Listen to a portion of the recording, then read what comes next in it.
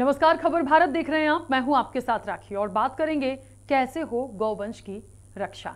Allahabad court ने गाय को राष्ट्रीय पशु घोषित करने का सुझाव दिया है, जिसके बाद से देश भर में कई संगठन और राजनीतिक दल गाय को राष्ट्रीय पशु घोषित करने की मांग करने लगे। वहीं गाय और गौशाला के जरिए सॉफ्ट हिंदुत्व का एजेंडा चलाने वाली बीजेपी के राज में गायों की हालत खराब है। मध्य प्रदेश में खुलेआम गाय सड़कों पर घूम रही हैं। अब गौशालाओं का इंतजार प्रदेश की सड़कों पर बदहाल घूमने वाली गायें भी कर रही हैं। प्रदेश की तमाम पंचायतों में गौशाला खोलने का कमलनाथ सरकार का वादा अधूरा है, क्योंकि सरकार बदल गई है। लेकिन अब सत्ता में शिवराज सरकार काबिज है।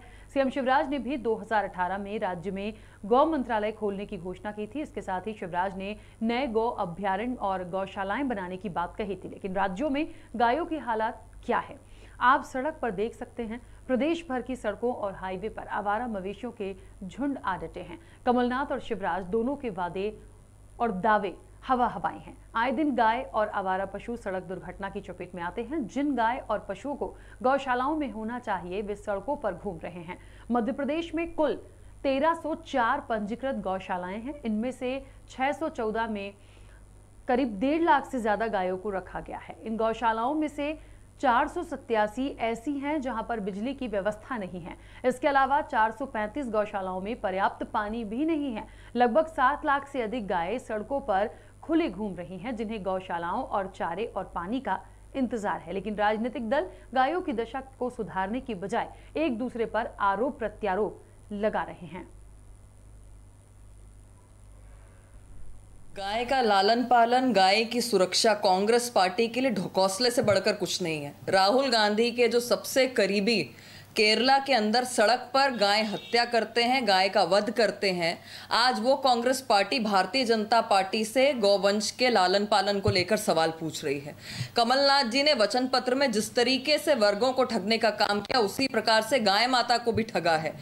पहली जो उन्होंने योजना के तहत गौ पालन के लिए, गौशाला बनाने के लिए जिस प्रकार से बात कही थी, उसका पूरा का पूरा पैसा अगर आया है तो नरेंद्र मोदी जी की केंद्र की सरकार ने मनरेगा के तहत दिया है। गौवंश का संरक्षण और संवर्धन भाषणों से नहीं, उनके प्रति समर्पण, सम्मान और दिखाई देने वाली रणनीति और नीति के तहत हो सकता है। जो कमलनाथ जी ने कर दिखाया था, उन्होंने अपने 15 माह के कार्यकाल के चौथे ही माह गौ संरक्षण और संवर्धन के लिए 1000 गौशाला के निर्माण की मंजूरी और बजट दोनों स्वीकृत कर दिया। इसके विपरीत वे लोग जिनकी आस्था गौवंश के प्रति न होकर अपनी सरकार बनाने के लिए, उनका उपयोग करने के लिए होती है, उन्होंने मात्र घोषणाओं के नाम पर 18 साल निकाल दिए और गौवंश आज भी उसी दुर्दशा से प्रदेश की गलियों में, सड़कों पर घूमता दिखाई दे रहा है।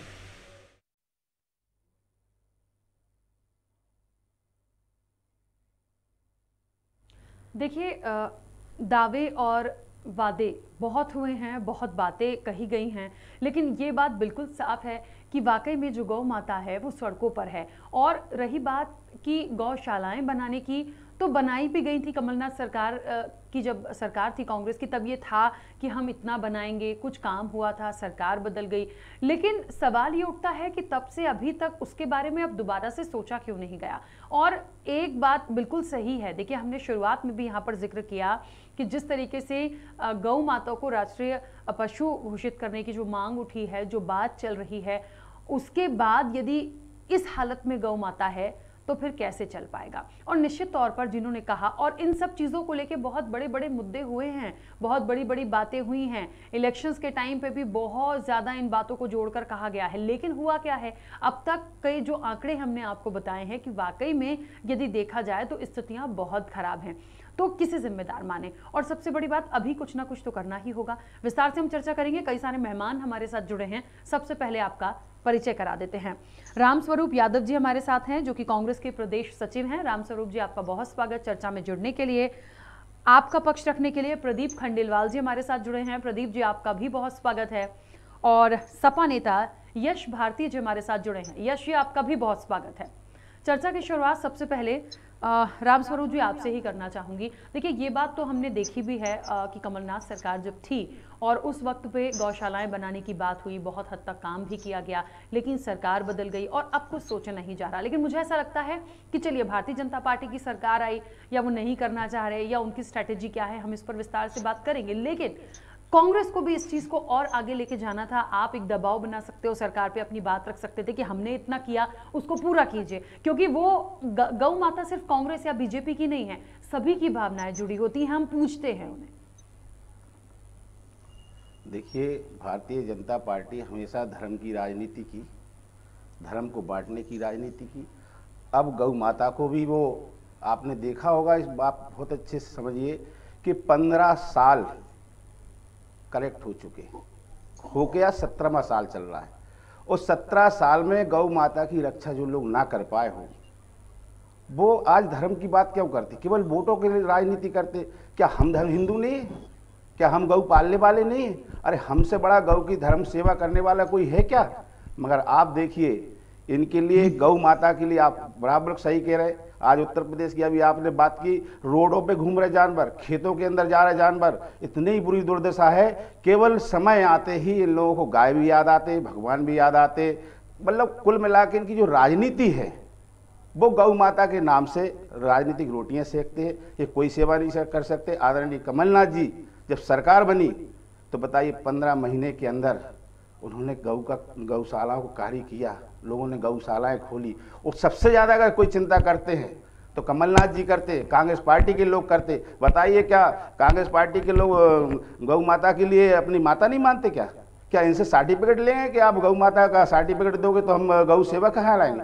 तो इनकी जो झूठे वादे हैं, जो झूठी फरोख है, ये जनता के बीच में हम गौ सेवा करते हैं और गौ सेवा करेंगे, ये हमारा धर्म है। और धर्म के साथ जिसका मैं दूध पी के आज हम लोग अपनी ताकत में आए, उनके विवेक में उस माता को अपना प्रणाम करता हूं। और मैं कहता हूं कि भारतीय जनता पार्टी के ज़्यादा दिन तक गौ माता के नाम पर ये नहीं चलेगी, क्योंकि इनका मुखौटा ओरिजिनल ये सबके सामने आ गया। आज गौ माता की क्या दुर्दशा है, कितने लोग एक्सीडेंट हो रहे हैं, लोग रोड पर पड़ी हुई हैं, जिनके नाम से आप जगह जगह संस्थाएं खोलते हैं, गौ माता के नाम से जगह जगह फंड मांगते हैं, गौ माता के नाम से आप चंदा मांगते हैं।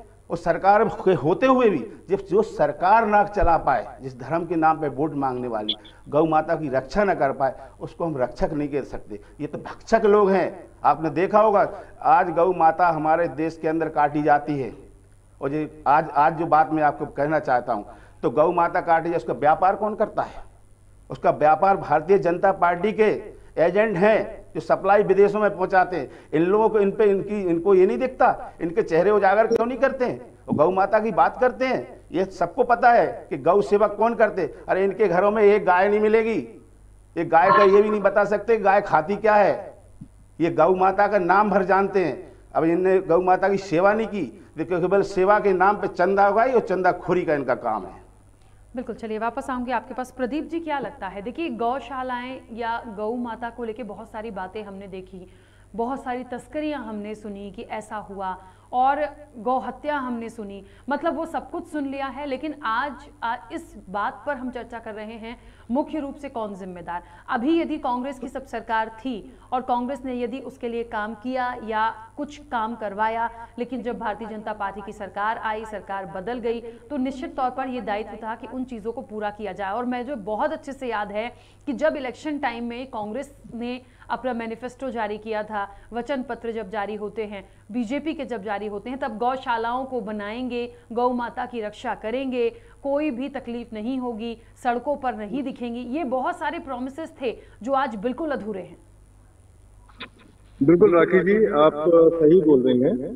देखिए, सबसे पहली बात तो मैं करना चाहता हूं कि भारतीय जनता पार्टी अपने आप को हिंदूवादी सरकार बोलती है। तो हिंदूवादी सरकार मतलब गाय जो है, गाय को भी अगर आप देखिए, गाय भी जो है हिंदुओं से, तो सरकार ने क्या किया, ये सबको सामने नजर आ रहा है। दूसरी बात मैं आपको बताऊं, जो बनने वाली तो आप बोल दीजिए, जो अभी हुई देखिए, आज जाके देखिए, जो है सड़क पे गौशाला के नाम पे चंदा गौशाला चलाने को रखा, तो सरकार ने व्यवस्था बनाती है। लोगों ने जो है गौशालों के जमीनें देती हैं, रातों से जो है लेके आ गए हैं, चंदा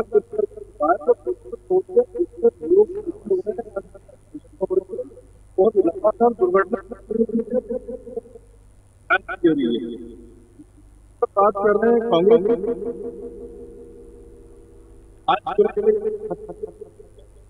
हम थोड़ा सा जो, लेकिन भाजपा तो हिंदू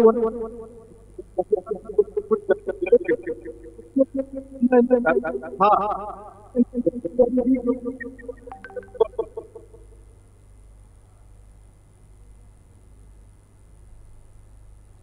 जी बिल्कुल प्रदीप जी, मैं वापस आऊंगी आपके पास। आपकी आवाज़ प्रॉपर मुझ तक पहुंची नहीं है। मेरा रिक्वेस्ट है हमारी टेक्निकल टीम से, प्लीज़ थोड़ा सा इसको देखिए क्योंकि उनकी आवाज़ हम तक प्रॉपर पहुंच नहीं रही है। यश जी हमारे साथ जुड़े। यश जी, मेरी आवाज़ आप तक पहुंच रही है? जी बिल्कुल आ रही है जी। यश जी, क्या लगता है इस पूरे मामले में मुख्य रूप से जिम्मेदार किसे माने? देखिए, जिसने काम शुरू किया फिर सरकार बदल गई, पूरा नहीं कर पाए, बाद में दबाव तो बना सकते थे पर नहीं हुआ क्योंकि जब सरकार चली गई तो शायद ऐसा लगा कांग्रेस को कि ठीक है अब अभी नहीं होगा, या भारतीय जनता पार्टी की सरकार है, हिंदुत्व की बात करती है तो गौ माता को सब पूछते हैं तो शायद कुछ होगा, लेकिन हुआ कुछ भी नहीं। देखिए राखी जी, सबसे पहले तो मैं एक बात बड़ा स्पष्ट करना चाहता हूँ और मुझे लगता है कि आप मीडिया के साथी भी मेरी बात से इत्तेफाक रखते हैं। सरकार जो होती है वो किसी हिंदू समर्थक या गैर हिंदू समर्थक नहीं होती है। सरकार सबकी होती है, सारी जातियों की, सारे धर्म की और सारी मान्यताओं की। संविधान की शपथ लेकर के सरकार बनती है और उनको सबको सुरक्षित रखना, संरक्षित रखना ये उनकी अहम जिम्मेदारी है। जैसे आपकी और हमारी मीडिया के साथियों की एक जिम्मेदारी है कि सरकार के सारे पहलुओं को दिखाना है, उसको किसी धार्मिक रूप देना, उसको किसी जातीय रूप देकर के बात करना मुझे लगता है शायद गैर बेईमानी की बात है। उसी तरीके से ये जो सरकार है, भारतीय जनता पार्टी की सरकार है, ये हर चीज को हिंदुओं से जोड़ करके और गैर हिंदुओं से जोड़ करके बात करते हैं। तो सबसे पहले तो ये संविधान का ही उल्लंघन करती है, संविधान को ना मानने वाले काम करती है। यहाँ सारी चीजों का संरक्षित करने की जिम्मेदार भारतीय जनता पार्टी की सरकार की हो जाती है, लेकिन यहाँ ऐसा होता नहीं। अब जब हम बात करें गाय की, गौ माता की, भोपाल सांसद हैं साध्वी प्रज्ञा ठाकुर, तमाम मंचों से गौमूत्र की बातें कर चुकी हैं जब कोरोना की बात आई या क्या, लेकिन क्या भोपाल राजधानी के अंतर्गत साध्वी प्रज्ञा ठाकुर जी को आपने किसी गौशाला के मुद्दे को हाथों में देखा? नहीं देखा, क्योंकि राजनीति करने के लिए इनके पास विषय बहुत अच्छे हैं। लोगों की धार्मिक आस्थाओं के साथ खिलवाड़ करना, क्योंकि बहुसंख्यक हमारे यहाँ हिंदू रीति रिवाज को मानने वाले लोग हैं, तो उनकी जितनी आस्थाओं के साथ, जितनी मान्यताओं के साथ आप खिलवाड़ करेंगे, आपकी राजनीति चलती रहेगी। मूलभूत सुविधाओं की बातें अगर करेंगे तो आपकी राजनीति नहीं चलेगी, आपको जनता को देना पड़ेगा। स्वास्थ्य की बात करेंगे तो ये भारतीय जनता पार्टी की सरकार फेल है, शिक्षा की बात करेंगे तो भारतीय जनता पार्टी की सरकार फेल है, रोजगार देने की बात करेंगे तो ये भारतीय जनता पार्टी की सरकार फेल है, अन्य सारे विषयों पर फेल है। इसीलिए उन विषयों से हटने के लिए ये सारे विषयों को लाया जाता है और इन सारे विषयों की समय समय पर मंचों से बातें की जाती है कि हम ये बोर्ड बना रहे हैं, हम गौशाले का बोर्ड बना रहे हैं। कमलनाथ सरकार ने जब एक आधुनिक गौशाला का निर्माण हुआ रतलाम में, जिसको मॉडर्न गौशाला कहा गया, तो अगर कांग्रेस पार्टी की सरकार ने गौशाला के नाम पे, गाय के नाम पे कोई अच्छी व्यवस्था चालू की थी, तो क्यों भारतीय जनता पार्टी ने उसको शुरुआत में कंटिन्यू क्यों नहीं रखा, लगातार क्यों नहीं रखा? इससे मंशा समझ में आती है कि ये राजनीति करने के लिए उनके पास विषय है, सेवा करने के विषय नहीं है। अगर सेवा करने के विषय होते तो 2,08,000 से ज्यादा जो गाय अभी वर्तमान में मध्य प्रदेश के अंदर पाली जा रही है, चाहे वो सरकारी व्यवस्था के अंतर हो या गैर सरकारी व्यवस्था के अंतर हो, तो जो उनकी मृत्यु दर है वो इतने भयानक नहीं होते कि अकेले राजधानी में लगभग 70 से 80 गाय प्रतिदिन खत्म होती हैं। तो ये जो आंकड़े बताते हैं, ये बताते हैं कि किसी तरीके से इनको धार्मिक आस्थाओं से, धार्मिक मान्यताओं से कोई लेना देना नहीं है, केवल उनके साथ खिलवाड़ करना है।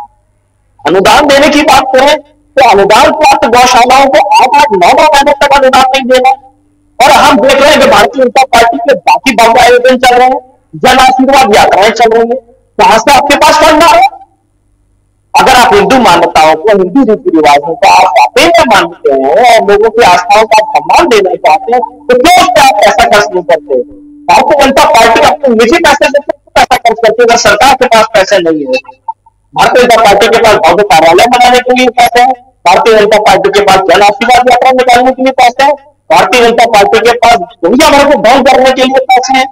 लेकिन वास्तविकता पर जो धरातल पे चीजें होनी चाहिए, उसके लिए न भारतीय जनता पार्टी की सरकार के पास पैसे हैं, न भारतीय जनता पार्टी राजनीतिक पार्टी के पास पैसे हैं।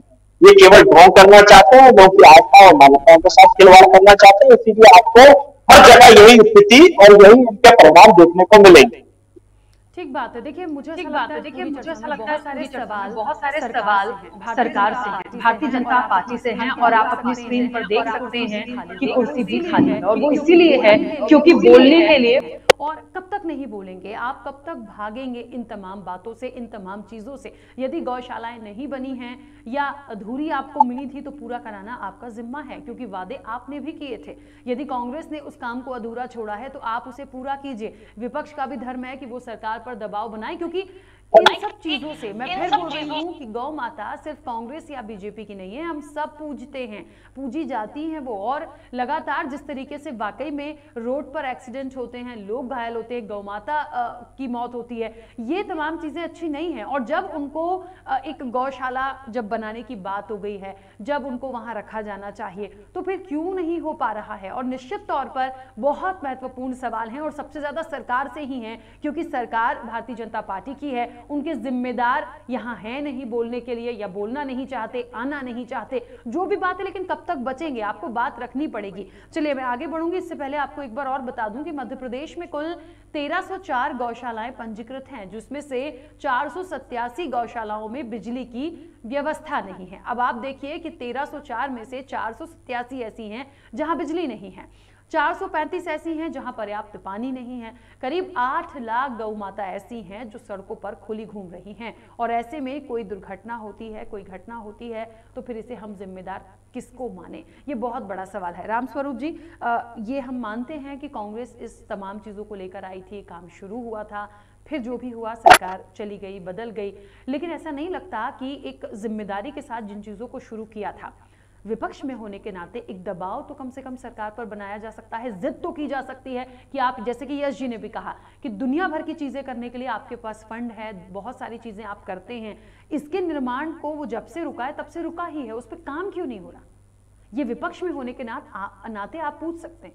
मैं आपसे एक बात कहना चाहता हूँ, एक कहावत है, अंधे नगरी चौपट राजा, एक टका तू खा जा, एक मुझे खिला जा। यो कमलनाथ जी ने गौशालाओं के निर्माण का कार्य शुरू किया था, वो कार्य चल रहा था, और लगातार उस चीज़ के लिए कमलनाथ जी बोलते भी हैं कभी कभी समय पे कि हमारी योजनाओं को, जो मूल धरातल की योजना है, ये गौ माता की रक्षा, गौ माता का जो कहना चाहिए, जिनसे हम सब आज इलाज उपचार सारी चीज़ें करने के, गौ माता के नाम से रामदेव भी मजे मार रहे हैं। रामदेव के साथ से प्रज्ञा ठाकुर जी भी कहती, गौ माता से इतना इलाज हो सकता है, पर वो गौ माता की सोचते कहाँ हैं? गौ माता के बारे में सोचते कहाँ है? ये तो आपने देखा होगा इनकी लगातार की झुटलाई, लगातार झूठ का पुलंदा बंधा है। पर मैं आपसे वादा करता हूँ कि गौ माता की अगर सेवा कर सकती है तो कांग्रेस पार्टी का कार्यकर्ता कर सकता है। गौ माता की पीड़ा को अगर समझ सकती है तो कांग्रेस पार्टी समझ सकती है। गौ माता के बारे में अगर सोचा था तो कमलनाथ जी ने सोचा था। इन्होंने तो गौ माता का चारा भी नहीं छोड़ा। आज भूखे प्यास, आपने कहा भी थोड़ी देर पहले मेरी बहन ने कि गौशाला में लाइट नहीं है। अब गौशाला की तो बात छोड़िए, प्रदेश में भी लोग लाइटों में परेशान है, लाइट को लेके अंधर धुंध। अभी यश भाई ने ठीक कहा, जन आशीर्वाद यात्रा, आपने ऐसा कौन सा काम किया है, कौन से गौशाला बना दिए जो आप आशीर्वाद लेने जा रहे हैं? ये आशीर्वाद लेने जा रहे हैं, आपको आशीर्वाद ही लेना था। इतनी बड़ी कोरोना महामारी में लोगों के शहीद हुए हमारे लोग, उनके घर जाके उनका दुख बांटे। बताइए, आप जन आशीर्वाद यात्रा ले जा रहे हैं? अरे जाना ही है तो आप गौशालाओं की ढुड़वाएं, अपने कार्यकर्ताओं से गौशालाओं में व्यवस्था बनाएं, उनका उपचार कराएं। आपने देखा होगा, यहाँ तो शहर की बात हो रही है, गांव क्षेत्र में आप जाइए, गांव के अंदर जब खेतों में गाय चली जाती उन्हें बेरहमी से पीटा जाता है। और गाय जब तक दूध देती तब तक इनके नेता जो भगवा का चोला पहन के बैठे हैं, मंदिर के नाम से गाय मांग लेते हैं, जब तक दूध देती है तब तक इनकी गाय माता है, दूध गया माता गई, ये इनकी नीति है। ये कभी भी अब गाय की राजनीति नहीं करने देंगे। ये हमने कहा है, हमने पूरी पार्टी की तरफ से यश भाई से भी कहते हैं कि कब तक इनको इस तरीके से आप लोग सब लोग मिलके, और वैसे तो हम जात के अहीर हैं, हमसे बड़ा गौ माता के विशेषज्ञ कहाँ से हो सकते? पीड़ा तो हम समझ सकते जिसकी सेवा करते। ये तो दूध खाते हैं, इनको हम छना हुआ अच्छे से पका दूध, पेवर दूध खिलाते हैं, और वो पेवर दूध खिलाने का परिणाम आज हम हमारी माँ भुगत रही है। तो बड़ा दुख है। मैं कमलनाथ जी के लिए भी ये धन्यवाद देता हूँ कि उन्होंने इस पहल को किया है। तो मैं पूरी ताकत के साथ इस बात को उठाऊंगा, और भगवान की कृपा रही तो अगली जो आने वाली सरकार जो बनने जा रही है कांग्रेस की, उसमें गौशालाएं बनेगी, लाइट भी लगेगी, पानी भी मिलेगा और उनको चारा भी मिलेगा। ये हम लोग प्रयास करेंगे। हमें ज़्यादा पीड़ा है। अभी हम लोग आंदोलन करते तो आंदोलन करने नहीं देते, केस लगा देते हैं लोगों को। आपने देखा है, कोई मुद्दे की बात नहीं कर सकते। आपने तो हिटलर शाही, आप देखिए ना, लगातार हिटलर शाही, कहीं आंदोलन नहीं हो। कांग्रेस पार्टी आंदोलन करे तो उसके लिए जेल जाना है, भाजपा जन आशीर्वाद लेके जाए, कुछ नहीं है। तो आप भेदभाव कर रहे हैं। जब जनता की आवाज नहीं उठा, आप देखिए ना, यही कांग्रेस ने अटल बिहारी वाजपेयी जी को सदन से केंद्र में मंत्री बना के भेजा था कि हमारी सरकार अच्छी चलनी चाहिए।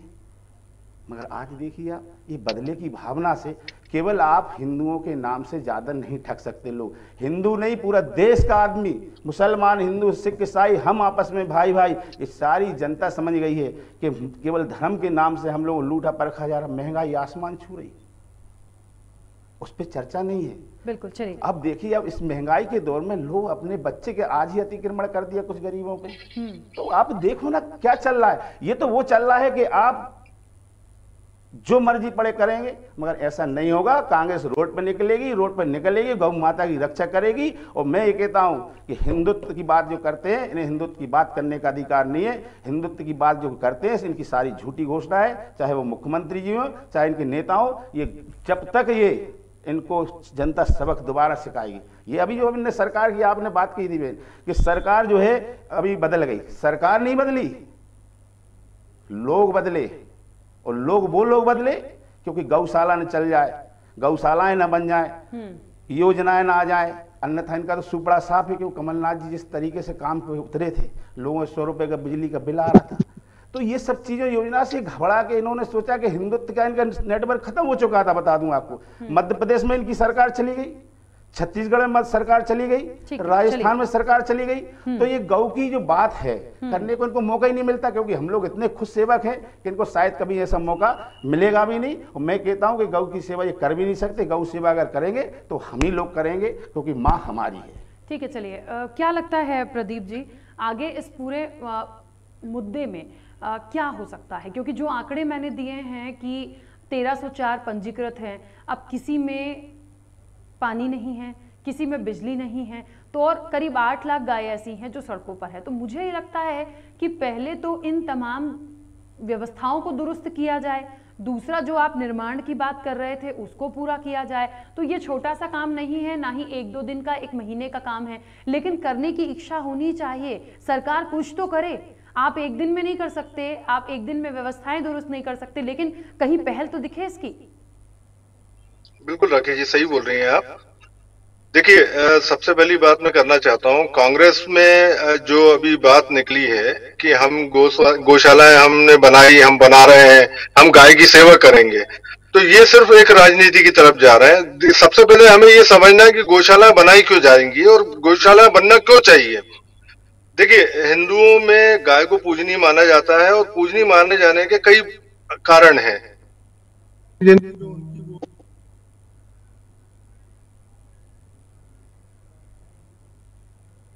प्रदीप जी, आपकी आवाज मुझ तक नहीं पहुंच रही है।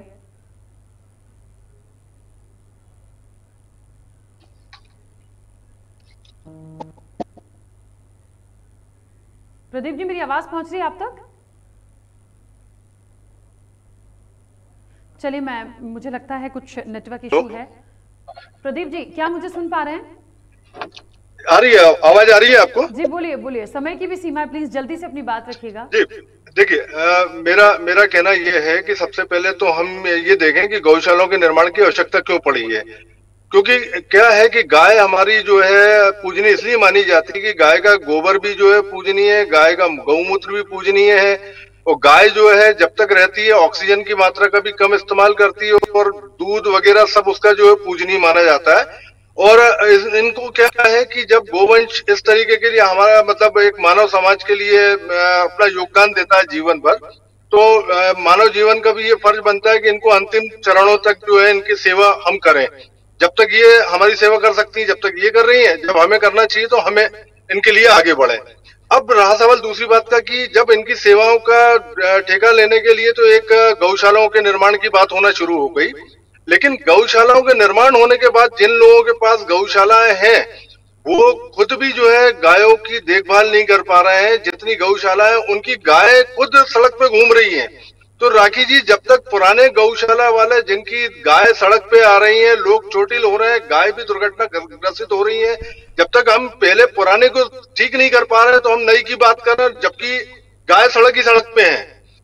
तो इस मुद्दे का जो है कांग्रेस जो प्रचार प्रसार कर रही है बार बार, वो खाली वोट की राजनीति के लिए कर रही है, और भाजपा जो अपने आप को हिंदूवादी सरकार बताती है और हिंदुओं की सरकार बताती है, वो भी खाली जो है प्रचार प्रसार हो रहा है। हम अपनी साध्वी को देख लें, सांसद जी को, वो कहते हैं कि गौमूत्र पीने से मैंने मेरा कैंसर ठीक कर लिया, लेकिन गाय के लिए क्या किया ये आज तक कोई सरकार दिखाई नहीं दे रही कि कुछ करते हुए।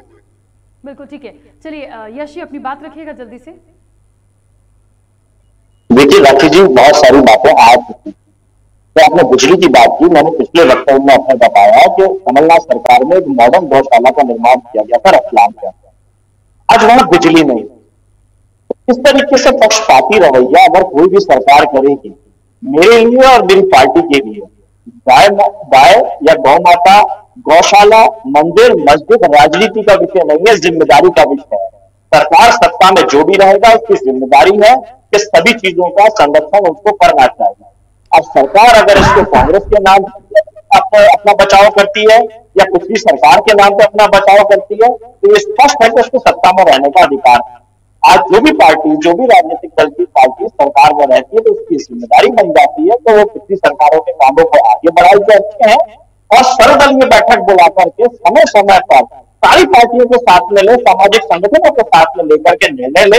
लेकिन वर्तमान सरकार न सर्वदलीय बैठक बुलाना चाहती है, न सामाजिक संगठनों को लेकर आना चाहिए चाहती है, लाती भी है तो उन लोगों को लाती है जो आरएसएस की बागडोर संभालते हैं, उनके हिसाब से काम करते हैं, उन लोगों को अनुदान देने का काम करते हैं। आप देखिए राजधानी भोपाल हो या अन्य शहर हो, जितनी शासकीय सेवाओं के लाभ दिए जा रहे हैं, चाहे सरकारी मकान हो या अन्य व्यवस्था हो, आरएसएस से जुड़े हुए लोगों को दिए जा रहे हैं। अगर देना ही है तो उनको जिम्मेदारी दीजिए कि संभालिए रोड पे जितनी गाय माता है, जो लोग छोड़ रहे हैं, जिनके पास से छोड़ी जा रही है, उनको दंडित करने का काम कीजिए ताकि सड़क पे छोड़ने का काम कोई ना करे। और समय समय पर सारे लोगों की बातों को सम्मान देना चाहिए, ना कि आलोचना होनी चाहिए कि ये समाजवादी पार्टी से हैं, ये आम आदमी पार्टी से हैं, ये कांग्रेस पार्टी से हैं।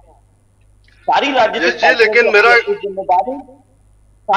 पार्टियों की जिम्मेदारी जनता के प्रति है। मेरा कहना ये है यश जी कि जो गौशालाएं चला रहे हैं और उनकी गाय अगर सड़क पे पाई जाती है तो उनपे भी कार्रवाई होना चाहिए, ताकि पता चले कि अगर हम गौशाला खोल रहे हैं तो हम अपना धर्म ईमानदारी से निभाएं। प्रदीप जी, मैंने वही बात की कि जो गाय पालने का काम कर रहे हैं, अगर उनकी गाय सड़क पर मिलती है तो उन पर दंडात्मक कार्रवाई होनी चाहिए ताकि सड़क पर ना छोड़ी जाए। और क्या व्यवस्था होनी चाहिए ये सरकार को सुनिश्चित करना चाहिए, क्योंकि सड़क पर आने से किसी भी चीज के लिए ये बड़ा हानिकारक है। पशु का नुकसान तो हो ही रहा है, हमारी जनहानि भी होती है, जो रोड एक्सीडेंट होते हैं, अन्य तरीके से दुर्घटना होती है। दूसरी सबसे बड़ी बात है कि जो हम उपयोग में ला सकते हैं, जैसे प्रदीप जी ने बहुत सारे फायदे बताए, हम सब लोग फायदे जानते हैं, तो उन फायदों को कैसे ले सकते हैं इससे तभी संभव है जब सरकार सबसे बैठ करके बातचीत करे। अगर तानाशाही रवैया सरकार करती है, जैसे आपने स्टार्टिंग में भारतीय जनता पार्टी के प्रतिनिधि नेहा बग्गा जी की जो बात सुनी, वो केवल दूसरी राजनीतिक पार्टी की आलोचना कर रही थी और मोदी जी का गुणगान कर रही थी। मध्य प्रदेश के अंदर मोदी जी का कोई योगदान नहीं है। जो भी योगदान है वो यहाँ की राज्य सरकार का है, यहाँ की पुरानी राज्य सरकारों का है, विपक्षी पार्टियों का है। उस पर चर्चा होनी चाहिए। यहाँ मोदी जी आके कोई काम नहीं करने वाले हैं, यहाँ की राज्य सरकार काम करने वाली है, यहाँ के राज्य के लोग काम करने वाले हैं। तो नेहा जी को भी यही के लोगों के लिए बातचीत करनी चाहिए, खुले अवसर देने चाहिए चर्चाओं के, और उन चर्चाओं का क्रियान्वयन ठीक तरीके से होना चाहिए। बिल्कुल, चलिए ठीक है, क्योंकि समय की सीमा है। और देखिए, सवाल मैंने कहा ना, इस पूरी चर्चा में और इस पूरे विषय में भी सवाल सबसे ज्यादा किससे हैं? भारतीय जनता पार्टी से। इस सरकार उनकी है, लेकिन वहां का कोई भी नुमाइंदा यहाँ पर नहीं है। बात करने की कोशिश की गई है, लेकिन बात करना नहीं चाहते। और देखिए, ये एक ऐसा विषय है जिस पर आपको अपनी बात रखनी होगी। सवाल हैं, हमारे सवाल हैं, और लोगों के सवाल हैं, जनता से जुड़ी हुई चीजें हैं, गौ माता का सवाल है, तो आपको बोलना होगा। आप इससे बार बार नहीं बच सकते हैं। फिलहाल समय की सीमा है। आप सभी मेहमानों का बहुत शुक्रिया इस चर्चा में जुड़ने के लिए। तो कैसे हो गौवंश की रक्षा? देखिए, 2-3 बातें मुख्य रूप से यहाँ पर निकल कर आई हैं। पहली तो ये कि इसका जो निर्माण कार्य अधूरा रह गया है, उसे करने की, दोबारा से शुरू करने की इच्छा शक्ति दिखानी होगी, आपको करना होगा, क्योंकि ये तमाम लोगों से जुड़ी हुई बातें हैं। आपने अपने मैनिफेस्टो में शामिल किया, आपने वादे किए, इलेक्शन हो गए, आप भूल गए, ऐसे काम नहीं चलेगा और सबको मिलकर करना होगा। वाकई में ये इस चीज के लिए कि गौ माता गौशालाओं में रहे, उनकी अच्छे से सेवा हो, इसके लिए राजनीति की जरूरत नहीं है, इसके लिए एकता भाव की जरूरत है। और एक बात और बहुत अच्छी निकल कर आई इस चर्चा में कि जिनके पास गायें हैं और वो सड़कों पर छोड़ देते हैं, कम से कम उन पर भी कार्रवाई हो कि आप लोग भी प्लीज अपनी जिम्मेदारी निभाइए और ऐसा ना करिए, क्योंकि गौ माता तो जाती ही जाती है। जो रोड एक्सीडेंट होते हैं उसमें भी कई लोग की जान जाती है। तो मुझे लगता है बहुत गंभीरता से सरकार को इन तमाम चीजों को लेना चाहिए। चर्चा में इतना ही, दीजिए इजाजत, नमस्कार।